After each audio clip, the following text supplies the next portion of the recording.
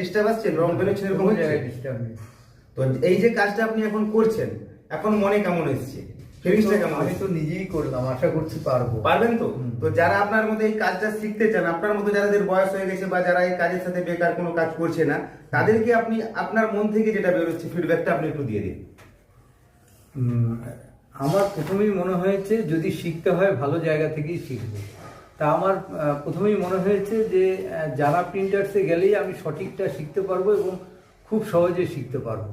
তা আমি প্রথমে তো ভীষণ ভয় পেয়েছিলাম যে কাজটা হয়তো খুব কঠিন, কিন্তু এখানে আসার পরে দেখলাম যে খুবই সহজে কাজটা শেখা যায় এবং খুব একটা যে পরিশ্রমের কাজ তাও নয়, মোটামুটি খুব সহজেই শেখা যায়।